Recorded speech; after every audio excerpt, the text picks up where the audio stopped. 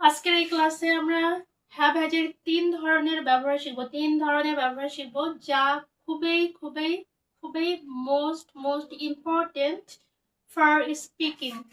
So এই 3 ধরনের ব্যবহার শিখলে কিন্তু আপনি সারাদিন হাজার হাজার কোটি কোটি লক্ষ লক্ষ বাক্য বলতে পারবেন। ওকে, সো আমরা শুরু করি। হ্যাভ হ্যাজ বলতে কি কোনো কিছু আছে বোঝাতে কিন্তু আমরা হ্যাভ হ্যাজ ব্যবহার করি। সো এখানে কি হবে, অবশ্যই কিন্তু কি আপনার সাবজেক্ট হবে। সাবজেক্ট যদি আমি আই নেই তাহলে কি হবে, আমি বলতে পারি আমার কি আছে, আই হ্যাভ আ কার মানে কি আমার একটি গাড়ি আছে। আই হ্যাভ আ কার মানে কি আমার একটি গাড়ি আছে। দেন বলতে পারি আই হ্যাভ আ হাউস আমার একটি বাড়ি আছে। আই হ্যাভ আ বুক আমার একটি বই আছে।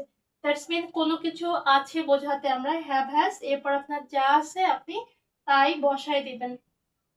সেম ভাবে যখন আপনি সাবজেক্টের সাথে have has plus verb three ব্যবহার করবেন, হ্যাভ হ্যাজ প্লাস কি ভার্ব থ্রি ব্যবহার করবেন, দ্যাটস মিন আপনি কোনো কিছু করেছেন, কোনো কিছু করেছেন এই অর্থে আমরা কি subject plus have has plus কি ভার্ব থ্রি ব্যবহার করব। তাহলে বলতে পারি আমি খেয়েছি, আমি খেয়েছি, আমি গিয়েছি, সে এসেছে। তাহলে কি হবে, আমরা যদি সাবজেক্ট এখানে ইউ নেই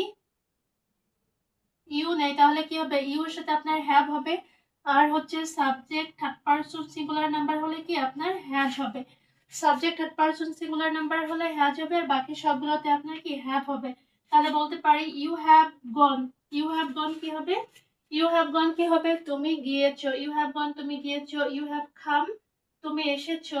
ইউ হ্যাভ রিটেন তুমি লিখেছো। ইউ হ্যাভ ক্লিনড তুমি পরিষ্কার করেছো। সেম ভাবে আপনি সাবজেক্ট পরিবর্তন করে বলতে পারেন হি হ্যাজ কাম সে এসেছে। He has come to me সে আমার কাছে এসেছে। এরপর কি হি হ্যাজ মেট মি সে আমার সাথে দেখা করেছে। এরপর যখন আপনি হ্যাভ হ্যাজের সাথে একটা টু ব্যবহার করবেন, that's mean have to has to. Have to has to যখন ব্যবহার করবেন তখন অর্থ কি হবে, আমাকে যেতে হবে, আমাকে খেতে হবে, আমাকে আসতে হবে। দ্যাটস মিন আপনাকে কোনো কিছু করতে হবে, কোনো কিছু করতে হবে। এক্ষেত্রে আমরা হ্যাভ টু হ্যাজ টু এরপর কি ভার্ব ওয়ান ব্যবহার করবো। এরপর কি ভার্ব ওয়ান ব্যবহার করবো। এটা কিন্তু ভার্ব ওয়ান, এটা ভার্ব ওয়ান, এটা ভার্ব থ্রি, এটা ভার্ব থ্রি। সো কি হবে, I have to sleep. I have to sleep নাকি আমাকে ঘুমাতে হবে। আই হ্যাভ টু স্লিপ আমাকে ঘুমাতে হবে। ইউ হ্যাভ টু স্লিপ তোমাকে ঘুমাতে হবে। He has subject third person হলে হ্যাজ হবে। হি হ্যাজ টু স্লিপ তাকে ঘুমাতে হবে।